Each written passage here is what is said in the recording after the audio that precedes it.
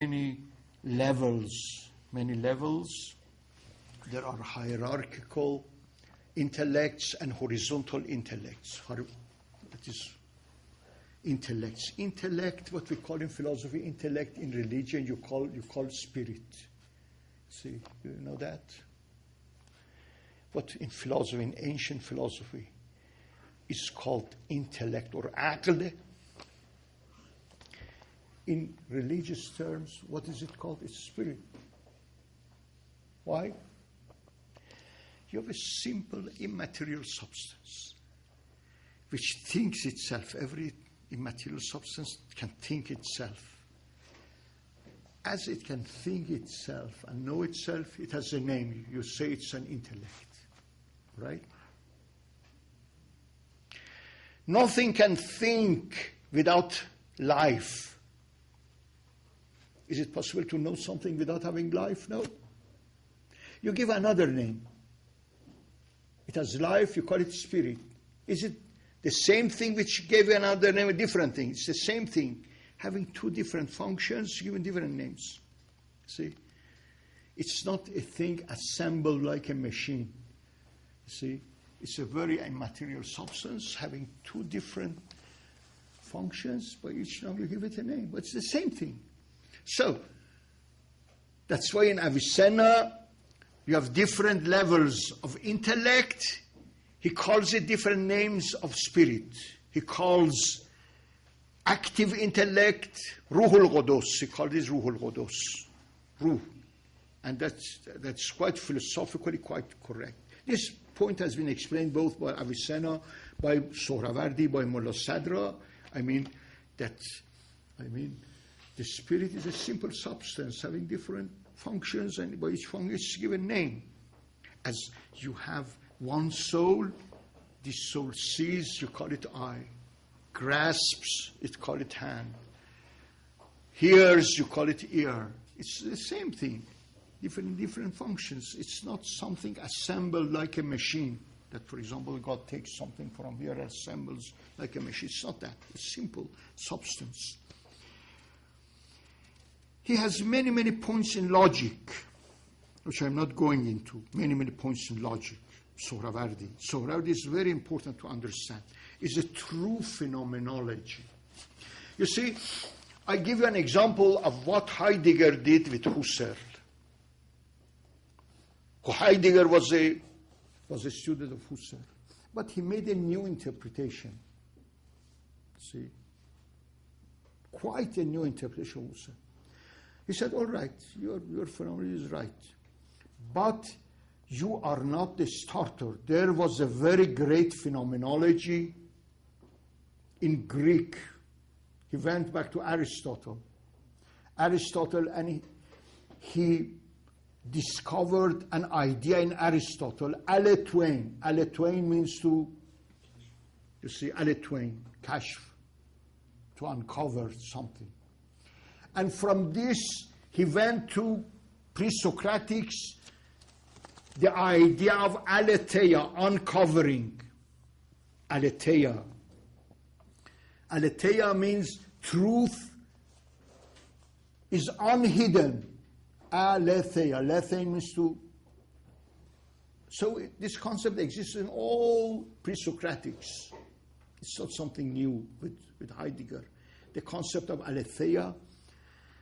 Another concept of, let's say, aletheia and the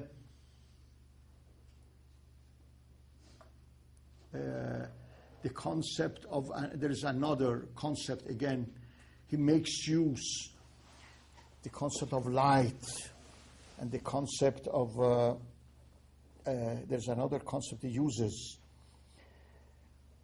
So it existed everywhere. It's not peculiar. We should do the same with phenomenology. See, phenomenology is something, but we have true phenomenology. Something which I forgot is very, very important. Is knowledge by presence. Knowledge by presence. One of the greatest discoveries of Sohrawardi, which is very needed in epistemology. We have many problems in Kant and modern epistemology, but if you read Heidegger, you can solve this problem. Knowledge by presence,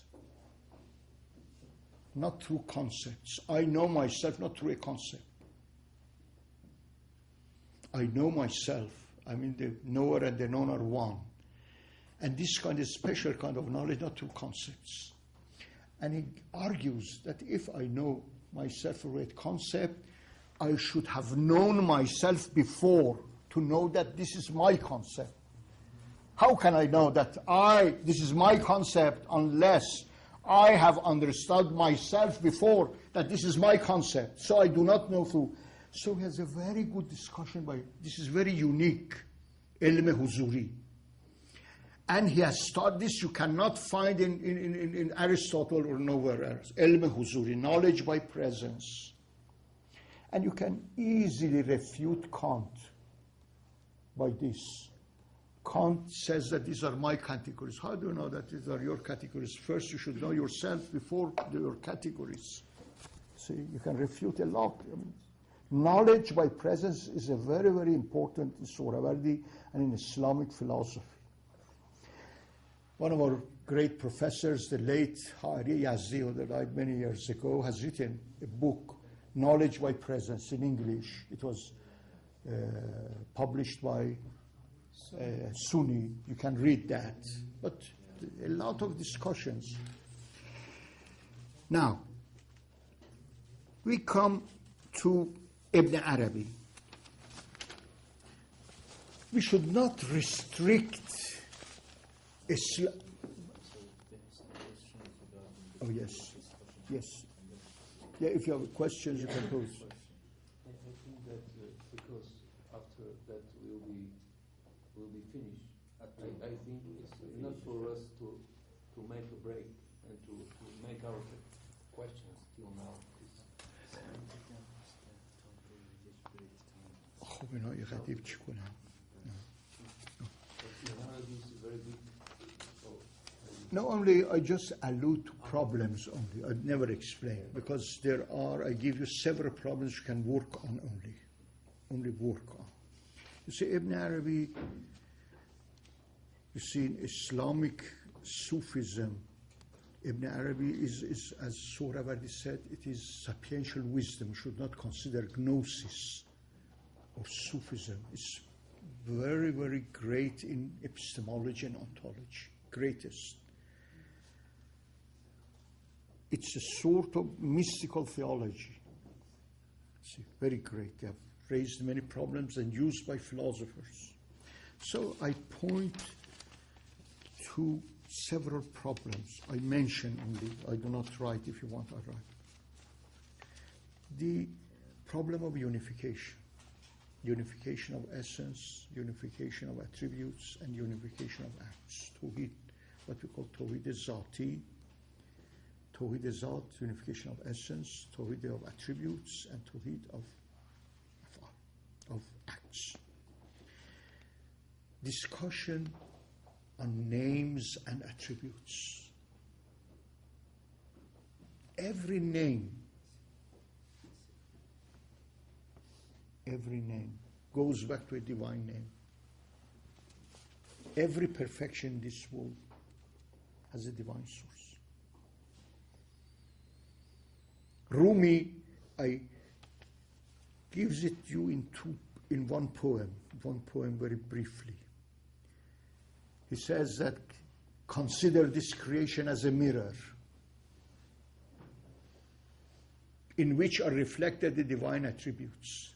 خلق را چون آب دان صاف و زلال اندر آن پیدا صفات جزء. Consider this world as a mirror, very, very mirror, clear mirror, in which are reflected the divine attributes. علمشان, their knowledge. حلمشان, their patience. عدلشان, their justice. They are reflections of divine justice, divine knowledge, divine. All right? علمشان و حلمشان are reflections of his name, sovereign, Malik. پادشاهان مظهر شاهی. Kings are reflections of his kingdom, or sovereigns of his sovereignty. Arifan, sages or Gnostics or Sufis are reflection of his Agahi of his awareness, of his knowledge, you see. So whatever perfection you see is a reflection. These names and attributes. The question of anthropology. Man as the image of God. Quran has a very good definition. Allama Adam al-asma kullaha. According to Ibn Arabi, this is the best definition. Allama Adam al-asma kullaha. I mean, being the manifestation of all the divine names. All. Means he's an image of God himself. All the divine names is Allah. He's the image of Allah. All right? This is the basis of his anthropology. Mutakallimun, dogmatic theologians have no anthropology, they have no cosmology, usually. Sufis have a very deep anthropology and cosmology. You should read Ibn Arabi in order how this world is, what is the nature of this. Now, one of the things very much focused upon in ancient philosophy, but forgotten today, is angelology, knowledge of angels. Who has knowledge of angels nowadays? I mean, very, very superstitious knowledge, ontological knowledge. If you want an angelology, you should read both Ibn Sina, Avicenna, you should read Sohrawardi, because in Islam, angelology is very important. آمن الرسول بما أنزل إليه من ربه والمؤمنون كل من آمن بالله وملائكته وكتبه ورسله. Knowledge of angels. You have a very profound angelology in all philosophers which you mentioned, in Ibn Arabi, in Sohrawardi. But nowadays, people, angel. Now, the conception of velaya. Velaya is very important. Velaya. It's very, very rich. It's discussed on velaya, different kinds of awliya. Oh. About a fourth of his Futuhat al-Makkiyah is concerned with this problem of awliya. And kinds of awliya, different kinds. Awliya who are upon the heart of Moses, awliya who are upon of Jesus, because awliya who are upon the heart of Muhammad. Because all prophets in Islam are prophets of Islam. And their velaya is common. So there are those who follow Moses, those who follow Jesus, few who follow Muhammad, and kinds of velaya and their kinds of knowledge and things. His discussion about 5 presences, Hazarat Khams. Hazarat Khams. Hazra means ontological presence of God. God is present everywhere. It's because of his presence that everything is. If God were not present, nothing would be. So the world as a whole is a presence of God.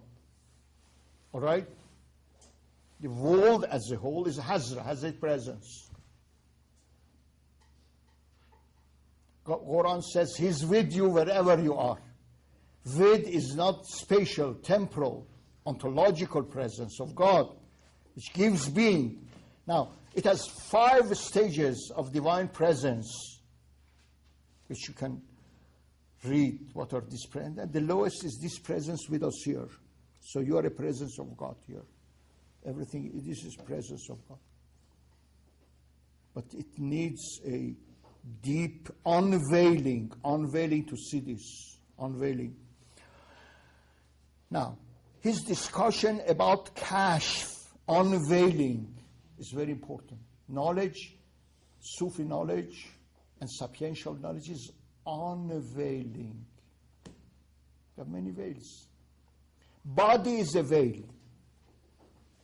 When one dies after death, when this veil is removed, many things appear which were veiled here. As a child in a womb, consider a child is veiled. When it comes to this world, 2 or 3 veils are removed. And things appear which existed, but were veiled to him. All right? True knowledge is unveiling in this life. A sage is unveiled, a prophet is unveiled, a saint is unveiled. Remove veils. I mean, it's a kind of knowledge through unveiling. It's a good discussion. Hermeneutics, ta'wil, hermeneutics. I mean, you have different, you can get hermeneutics. Hermeneutics is a very, very high discussion about ta'wil, hermeneutics in Islam. Much deeper than what we find here. I mean, in recent philosophy, they have secularized everything divine. They reduce it to a lower level of interpretation. But ta'wil means go, comes from awal, from first, to the principle of things. To reduce them to their first principle. This is ta'wil. This is not done in modern hermeneutics, you see. Ta'wil in Quran. Now, the question of the seal of prophecy, and also the problem of, because one of the divine names is Zahir, manifest. Huwa al-awwal, wal-akhir. This is the gist of Tawheed. He's the first, he's the last, he's the manifest, and he's hidden.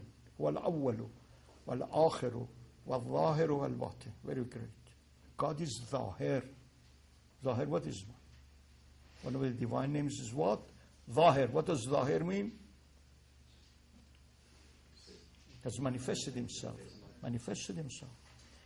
So a very great problem in Islamic philosophy, in the philosophy of illumination, in philosophy, and in Irfan, in Ibn Arabi, is the problem of zuhur. Being as zuhur. And as you, in physics, you have the law of physics. In metaphysics, you have the law of manifestation. Precise laws. In Eastern philosophy, you have the same in India, in Atma, Maya, and in this concept. You see how Atma is revealed in Maya, how Maya deceives. You have much, very, very profound discussion in Islamic mysticism too. Not taken from there, because it's a real problem. God has manifested himself. You see, it manifests himself in India, he manifests himself in Iran, in Greece, and in the United States. And it does not manifest, the laws does not, as you have the same physical laws here, and in the United States, and you have the same physical laws in India, in Greece, at the time of Plato, and right now, and to the end of time. These metaphysical principles are very important. And everything physical goes back to something metaphysical.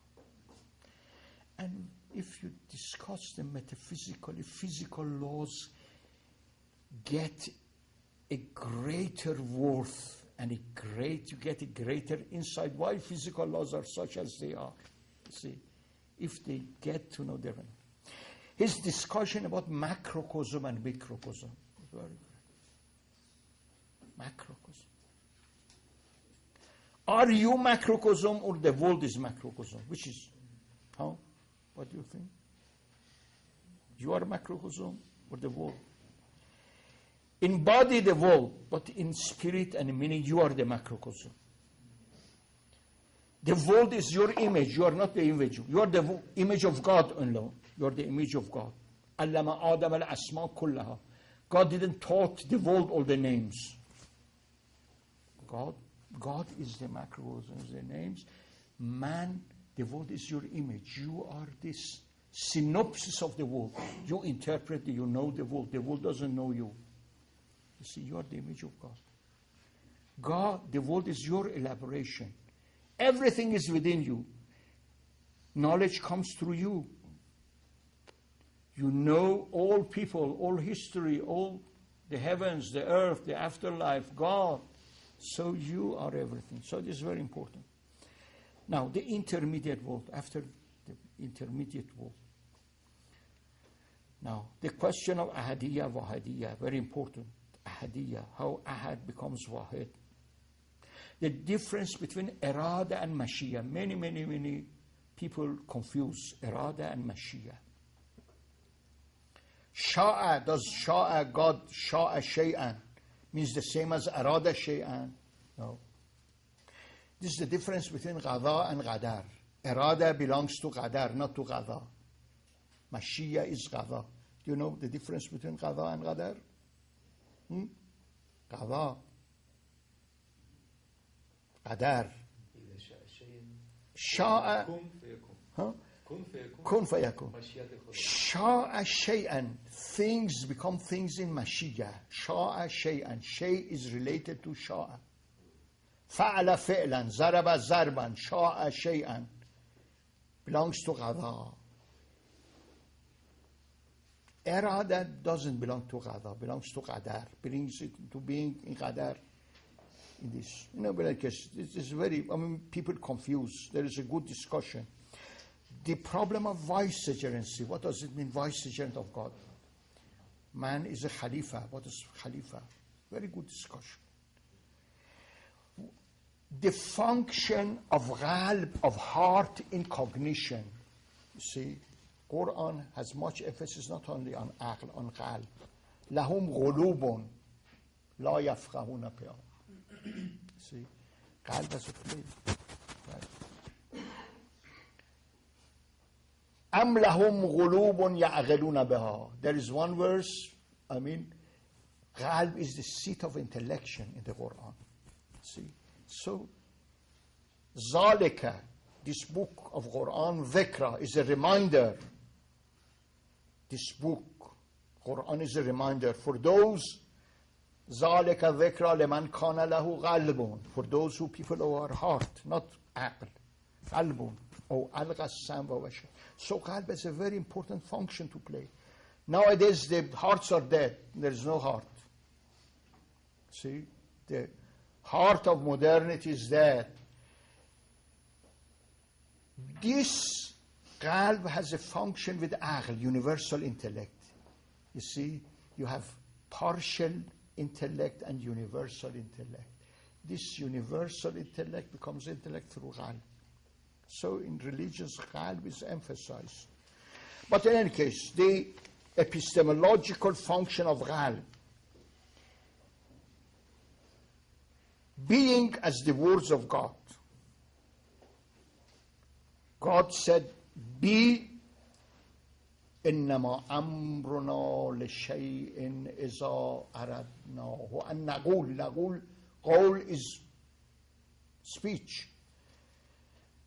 All the beings are the words of God, ontological beings of God. And in the Quran, the word kalima is used for beings. For example, in this verse, there are many, many verses, which I'm not going.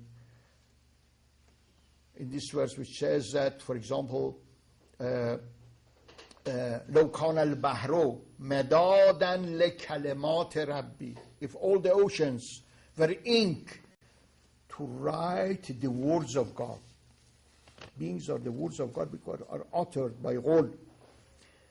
We create our words and God creates these words. We cannot create these words. God, of course. But as words, the difference between two words which are mentioned of Quran, Alamul Amr and Alamul Khalq, the world of command and the world of creation. Spirit belongs to the world of command, not to creation. وَلَلْرُوحُ مِنْ أَمْرِ رَبِّي. You see, this is very important. Alamul Amr. Alamul Amr creates. You create. When I am speaking, I am creating. Not through my body. Everything I do, and you make it a proposition, is created by the word of command. You come here, how do you come here? You will, your coming is by your command. You write, your writing is by command. You see it by command. The being of everything goes back to the word of command. Now look at yourself, whatever you do. And after it is created, you make a proposition. I did this, I did that. You see? So the world, everything of creation is related to the world of command. You can see it in yourself. But this is the case in being.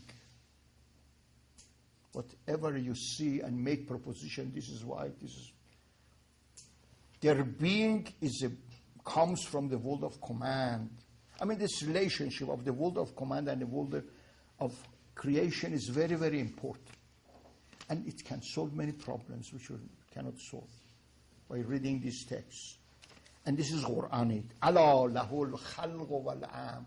To him belongs both command and khalq. And our spirit, qul ar-ruh min amri rabbi. Ruh belongs to command, divine command. And you command and create. I say be and it is. And I'm speaking, I'm commanding them to be. And I create this function. Let's say, relationship between lordship and servanthood, ubudiyya and rububiyyah. The idea of I.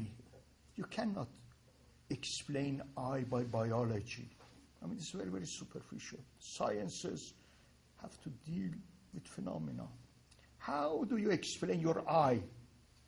You say, I did, I went. Throughout your life, you say, I. Can science explain to I what is our I? No. Darwin cannot explain, unfortunately. Or fortunately. Not only Darwin, physics cannot take your I. I is very important. You say I from the very beginning of life to the end. What's the nature of this I? Of course, in all religions, for example, in Hinduism, God is an Atma is an I. In Greek philosophy, emphasis is not laid on I. See? Of course, in Plato, yes. But the unmoved mover of Aristotle is not I. Of course, you can understand an I is an I. But in religions, God is always an I. In the Quran, God is an I. You have the formula, La ilaha illa ana. There is no I but I. All right? And when Moses heard this, he fainted because he had no I. He annihilated his I in divine I when he heard that there is no I but I. Falamma, when God said, Inni ana Allah, la ilaha ana, there is no I but I. فَخَرَّ Musa سَيْغًا. He fainted. He lost his I, consciousness.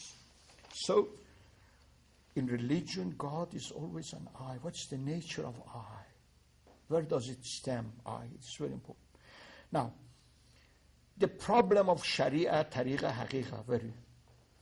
The names, the divine names are either the names of rigor or beauty, Asma'i Jamal and Jalal. Asma'i Jamal and Asma'i Jalal. What's the function of these two? Asma'i Jamal. It's a very good discussion. You have 3 books. The world as a book, which we call ontological book. Kitab Takwini. We call it Kitab Takwini. Ontological book. It's a book. Chapters, words. Your words of this book. Kitab Ontological book is either the book in the horizons, outside world, or Anfusi, the inside world. These words come from Quran.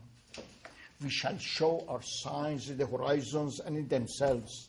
So we have 2 kinds of books. Outside and inside, and they are related. And a 3rd book